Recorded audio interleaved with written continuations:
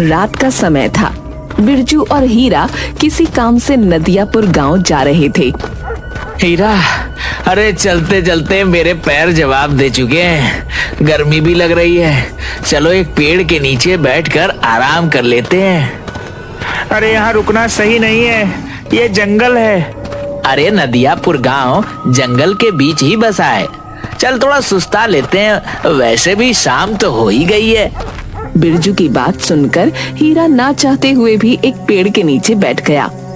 अचानक उन दोनों के कानों में एक बच्चे के रोने की आवाज टकराई। बिरजू भैया, तुमने कुछ सुना? यहाँ जंगल में कौन सा बच्चा रो रहा होगा? आवाज तो मेरे भी कानों में आ रही है, चलो चलकर देखते हैं। बिरजू और हीरा आसपास नजर दौड़ाने लगे। तभी उन दोनों की नजर एक बच्चे पर पड़ी। वो दोनों उस बच्चे के करीब चले गए। बिरजू भैया, यह बच्चा तो यहाँ अकेला है, यहाँ तो आसपास कोई मौजूद नहीं। बिरजू उस बच्चे को गौर से देखने लगा। उसके चेहरे पर डर और भय के साए लहराने लगे। यहाँ से भाग हीरा। अरे क्या हुआ? अचानक तुम्हारा चेहरा फटे हुए पपीते जैसा कैसे हो गया? हीरा गौर से देख, ये बच्चा कोई इंसान का बच्चा नहीं बल्कि कागज का बच्चा मालूम पड़ता है। बिरजू के कहने पर हीरा उस बच्चे को गौर से देखने लगा। बिल्कुल सही कह रहे हो बिरजू भैया, यहाँ से भागो। वो दोनों डरते हुए वहाँ से भाग गए।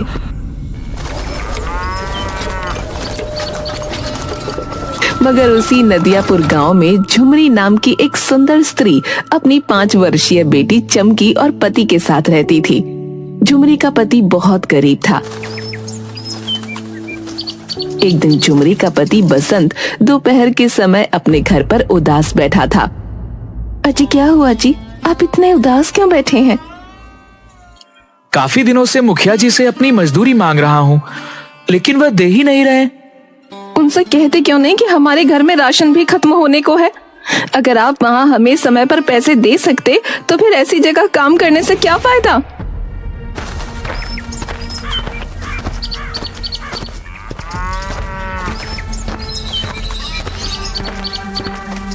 क्या बात है बसंत, तुम यहाँ कैसे? मुखिया जी, आपने मुझे 6 महीने से मेरी मजदूरी नहीं दी। मेरे घर पर राशन खत्म होने का है। मत भूलिए, मेरे घर पर मेरी पत्नी और मेरी बेटी मेरी जिम्मेदारी हैं। तो मैं क्या करूं? तूने क्या अपनी बच्ची क्या मुझसे पूछकर पैदा की थी क्या? मुखिया जी, मैं तो बस अपने पैसे मांग रहा हूँ, मुझसे बदतमीजी से बात मत कीजिए। तुमने नौकरों को ज्यादा सिर पर चढ़ा रखा है मुखिया। अगर ये मेरा नौकर होता तो मैं इसका लात घूंसों से ऐसा स्वागत करता कि ये फिर कभी किसी से जुबान लड़ाने की काबिल नहीं रहता। तो फिर इस नेक काम में मैं क्यों देरी करूं? इतना बोलकर मुखिया बसंत को बुरी तरह से पीटने लगा और उसे धक्के देकर बाहर निकाल दिया। या नहीं देता तेरे पैसे, जिससे शिकायत करनी है कर ले, जो उखाड़ना है उखाड़ ले। बसंत रोते हुए घर आ गया।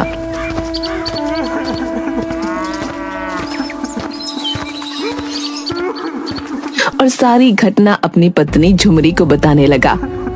चिंता क्यों करते हैं जी, ईश्वर पर भरोसा रखें, सब कुछ सही हो जाएगा। तुम समझ नहीं रही, घर का राशन खत्म होने को है। आज तो मेरे पास चमकी के दूध के भी पैसे नहीं बचे, मैं क्या करूं? चिंता मत कीजिए, मैं अपने पड़ोस में रहने वाली अनीता से कुछ पैसे उधार मांग लेती हूँ। आप बस ऐसे उदास मत बैठिए और हाँ, कभी भी हिम्मत मत हारिएगा। झुमरी की बात सुनकर बसंत मुस्कुरा दिया। कुछ देर बाद झुमरी पड़ोस में अपनी दोस्त अनीता के घर गई। आओ झुमरी, मैं तुम्हारा ही इंतजार कर रही थी। अगर तुम नहीं आती तो कुछ देर में वैसे ही मैं तुम्हारे घर आने वाली थी। मुझे तुमसे बहुत जरूरी बात करनी है। हाँ हाँ बोलो ना, क्या बात है? मुझे कहते हुए अच्छा तो नहीं लग रहा, लेकिन मुझे कुछ पैसों की जरूरत है। वो क्या है ना, आजकल मेरे पति को कहीं काम नहीं मिल रहा। बोल रहे थे बाजार में काफी मंदी चल रही है। ये बात तो सही है, सभी जगह बुरा हाल है झुमरी। इतना कहकर अनीता ने कुछ पैसे झुमरी के हाथ में पकड़ा दिए। मैं तुम्हारे ये पैसे बहुत जल्दी चुका दूंगी। अरे जब मर्जी आए तब चुका देना, लेकिन ऐसा कब तक चलेगा? मैं कुछ समझी नहीं। देख झुमरी, आजकल का जमाना बदल गया है। मुझे देख, मेरे पति भी काम करते हैं और मैं भी काम करती हूँ। क्यों ना तुम भी अपने पति का हाथ बटाना शुरू कर दो, कुछ पैसे घर आएंगे तो अच्छा ही होगा। तुम सही बोल रही हो अनीता, मन तो मेरा भी बहुत करता है, लेकिन मुझे कोई काम भी तो नहीं आता। तुम उसकी चिंता मत करो झुमरी, मैं कागज के बहुत अच्छे खिलौने बनाती हूँ। तुम चाहो तो मैं तुम्हें सिखा सकती हूँ। जिस तरह से बाजार में मैं ठेला लगाकर कागज के खिलौने बेचती हूँ, उसी तरह तुम भी बेचना, एक से भले दो। झुमरी को अनीता का ये उपाय पसंद आया। उस दिन के बाद झुमरी अनीता के साथ कागज के खिलौने बनाना सीखने लगी और कुछ ही दिनों में झुमरी कागज के खिलौने बनाने में निपुण हो गई।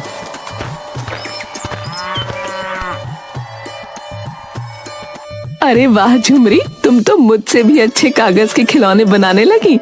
मुझे तो विश्वास ही नहीं हो रहा। नहीं अनीता, तुमसे अच्छे तो मैं कभी नहीं बना सकती, आखिर तुम मेरी गुरु ठहरी। ठीक है झुमरी, तुम पहले इम्तिहान में तो पास हो गई, बल्कि यूं कहो फर्स्ट डिवीजन से पास हुई हो। अब तुम्हारी दूसरी और आखिरी परीक्षा और होनी है। अब मुझे कौन सी परीक्षा पास करनी है? कल तुम मेरे साथ बाजार में खिलौने बनाकर बेचोगी, देखते हैं किसके खिलौने ज्यादा बिकते हैं। अगले दिन झुमरी अनीता के साथ दूसरा ठेला लगाकर कागज के खिलौने बेचने के लिए खड़ी हो गई। कुछ ही देर में झुमरी के सारे खिलौने बिक गए। अरे वाह झुमरी, मेरे ठेले में तो कुछ थोड़े खिलौने बचे हैं, लेकिन तुम्हारे तो सारे खिलौने बिक गए। कहीं तुम्हें बुरा तो नहीं लगा? अरे इसमें बुरा लगने वाली क्या बात है, ईश्वर हर किसी को अपने अपना नसीब देता है। उस दिन के बाद अनीता और झुमरी रोज सुबह बाजार में कागज के खिलौने बेचने जाती। शाम तक झुमरी के सारे खिलौने बिक जाते। झुमरी के दिन अब बदलने लगे थे।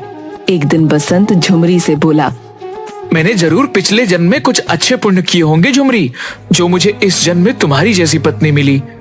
ऐसी बातें क्यों करती हैं जी? अगर पति पत्नी के हर दुख में पति उसका साथ देता है, तो क्या पत्नी उसके दुख में उसका साथ नहीं दे सकती? मैं तुम्हें यह बताने के लिए आया हूँ कि मुझे चौधरी के खेतों में काम मिल गया है। ये तो बहुत अच्छी बात है जी, अब हमारी कमाई दुगनी हो जाएगी। अब हम अपनी बिटिया रानी को अच्छे स्कूल में एडमिशन दिलवा सकेंगे। झुमरी की बात सुनकर बसंत मुस्कुराता हुआ वहां से चला गया। एक दिन की बात है, झुमरी और अनीता बाजार में ठेला लगाकर कागज के खिलौने बेच रही थीं कि तभी मुखिया कुछ लोगों के साथ वहां आ गया। कैसी हो झुमरी? देख रहा हूँ तुम्हारे खिलौने आजकल बहुत ज्यादा बिक रहे हैं, और तो और तुम्हारे वस्त्र भी बता रहे हैं कि तुम्हारी आमदनी अच्छी हो रही है। सब ईश्वर की कृपा है मुखिया जी। यहाँ कैसे? बात यह है झुमरी कि हमारा गांव दो नदियों के बीच में है। वर्षा प्रारंभ होने वाली है और मुझे सूचना मिली है कि इस बार हमारा गांव भयंकर बाढ़ की चपेट में आ सकता है। इस तरह से तो गांव वालों का जीवन यापन बर्बाद हो जाएगा। इसीलिए मैं चंदा इकट्ठा कर रहा हूँ। झुमरी, तुमसे भी मैं चंदा लेने आया हूँ। झुमरी ने उस दिन की सारी कमाई मुखिया के गुल्लक में डाल दी और साथ ही साथ उसकी दोस्त अनीता ने भी। झुमरी, मैं सारे गांव वालों से चंदा लेकर उनके लिए शहर से अच्छे कंबल और बहुत सी खाने पीने की वस्तुएं लेकर आऊंगा। मुझे तुम पर विश्वास नहीं है मुखिया जी। वैसे भी तुम मेरे पति की 6 महीने की तनख्वाह रोके बैठे हो। देखते हैं गांव वालों की कितनी मदद करते हो। अरे तुम अभी तक अपने पति की मार को दिल पे लगाए बैठी हो, मगर वह मुझे आकर बदतमीजी से बात कर रहा था। इतना कहकर मुखिया वहां से चला गया। दिन ऐसे ही बीतने लगे, मगर झुमरी ने देखा कि मुखिया शहर से कुछ भी लेकर नहीं आया। एक दिन की बात है, मुखिया अपने मुनीम प्रेमचंद से बातें कर रहा था। झुमरी अपने पति बसंत के साथ काम से जा रही थी। मुखिया को देखकर झुमरी मुखिया से बोली, मुखिया जी, 1 महीने पहले आप सारे गांव वालों से चंदा लेकर गए थे, ये बोलकर कि हमारा गांव भयंकर बाढ़ की चपेट में आने वाला है, वर्ष प्रारंभ होने वाला है, मगर मुझे तो अभी तक कोई इंतजाम नहीं दिखता। झुमरी की बात सुनकर मुखिया बुरी तरह से तिलमिलाकर रह गया। तुम तो ऐसे बोल रही हो जैसे कि तुमने 10-20 लाख रुपया चंदे में दिया हो। अरे 100-50 चंदे में डालकर अपने आप को क्या समझ रही हो? मुखिया जी, आपको इस तरह से मेरी पत्नी का अपमान करने का कोई अधिकार नहीं। मुंह बंद रख बसंत, पिछली बार की माल भूल गया क्या? गांव में तेरी पत्नी के अलावा न जाने कितने लोगों ने मुझे चंदा दिया है। उन्होंने तो मुझसे कोई सवाल नहीं पूछा। यहाँ से चला जा वरना तेरा फिर से मार मार कर बुरा हाल कर दूंगा। बसंत अपनी पत्नी के साथ वहाँ से चला गया। देख रहे हो मुखिया जी, इस बसंत की पत्नी के कागज के खिलौने बाजार में क्या बिकने लगे। यह तो अपने आप को आपसे भी बड़ा समझने लगा। सही कहा तुमने। जब तक मैं इन दोनों पति पत्नी को गांव से धक्के देकर बाहर नहीं निकलवा देता, मैं चैन की नींद नहीं सो सकता। वैसे क्या वास्तव में अपने गांव में बाढ़ आने वाली है? अरे कोई बाढ़ नहीं आने वाली है। ये न्यूज वाले तो वैसे भी हर साल यही खबर चला देते हैं कि बाढ़ आने वाली है, गांव डूबने वाला है। और मैं इसी खबर का फायदा उठाकर गांव से अच्छा खासा चंदा वसूल लेता हूँ। हर साल की तरह इस बार भी कुछ नहीं होगा। उस दिन के बाद मुखिया ने झुमरी और उसके पति बसंत के खिलाफ गांव में कान भरने शुरू कर दिए। गांव वाले मुखिया की बातों में आकर झुमरी और बसंत को अपना दुश्मन समझने लगे। झुमरी से उन सब ने झुमरी के कागज के खिलौने खरीदने बंद कर दिए। थक हार कर बसंत और झुमरी अपने घर पर ताला लगाकर दूसरे गांव की ओर चल दिए। झुमरी एक जंगल में बैठकर आंसू बहाती हुई बोली, ये सब मेरे सच बोलने का नतीजा है। दिल छोटा मत करो झुमरी, तुमने तो सच बोला है और सच बोलने वालों की कभी हार नहीं होती। वो सब तो ठीक है जी, लेकिन अब क्या होगा? हमारे पास बिल्कुल भी पैसे नहीं हैं और बोतल में सिर्फ चमकी का आधा गिलास दूध बचा है। झुमरी ने इतना कहा ही था कि तभी एक दूसरे बच्चे के रोने की आवाज झुमरी के कानों में टकराई। झुमरी ने देखा कि एक पेड़ के नीचे सुंदर सा बच्चा रो रहा है। ये किसका बच्चा है?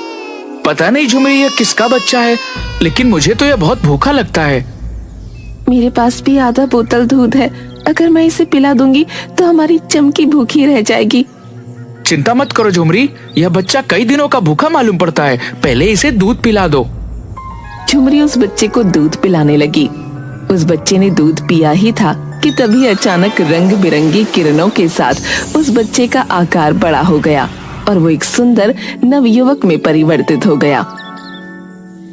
कौन हो तुम? मैं एक जादुई कागजी पुरुष हूँ। मुझे तुम्हारे बारे में सब पता है। तुम्हारे पास सिर्फ आधी दूध की बोतल थी और तुमने अपने बच्चों को ना पिलाकर वह मुझे पिला दी।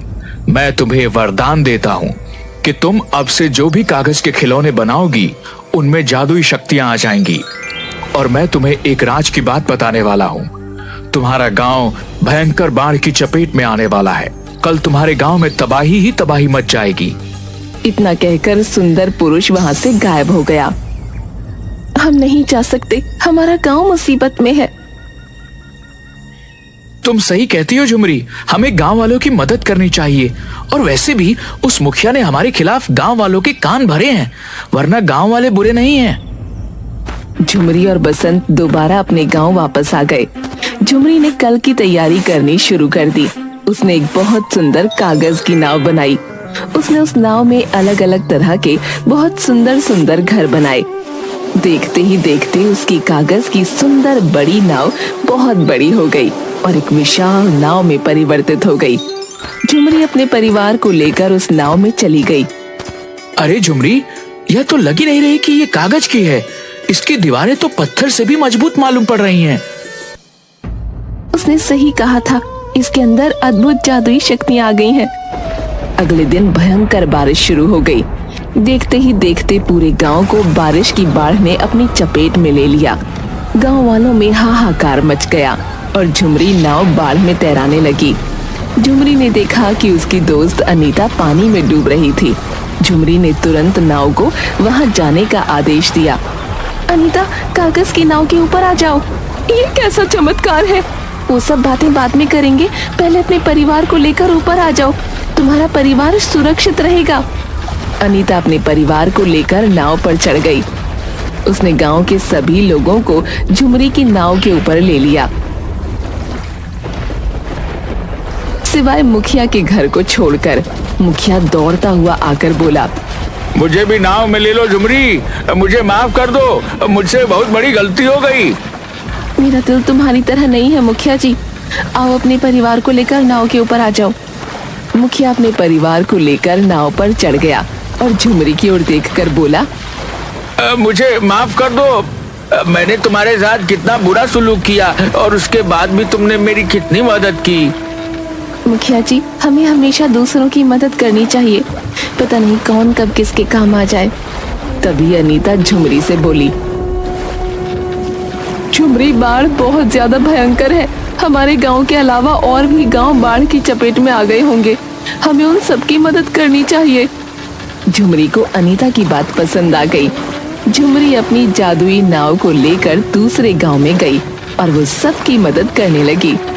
कुछ दिनों बाद बाढ़ का पानी जब उतर गया, तब झुमरी ने अपनी कागज की नाव में कागज के भोजन बनाना प्रारंभ कर दिए। झुमरी जैसे ही कागज के भोजन बनाती, वो असली भोजन बन जाते। अरे वाह झुमरी, यह कैसे संभव हुआ? कागज के भोजन असली भोजन कैसे बन जा रहे हैं? तुम्हें याद नहीं, उस जादुई सुंदर पुरुष ने हमसे क्या कहा था? तुम कोई भी कागज का खिलौना अगर बनाओगी तो उनमें जादुई शक्तियां आ जाएंगी। मुझे विश्वास था कि अगर मैं कागज के भोजन बनाना प्रारंभ करूंगी तो वो असली भोजन बन जाएंगे। ये ईश्वर ने हमारी मदद की है झुमरी, देखो ना, इस तरह से कितने लोग भूखे मरने से बच जाएंगे। इस तरह से गांव में सभी लोग भूखे मरने से बच गए। कुछ महीनों बाद सब कुछ ठीक हो गया।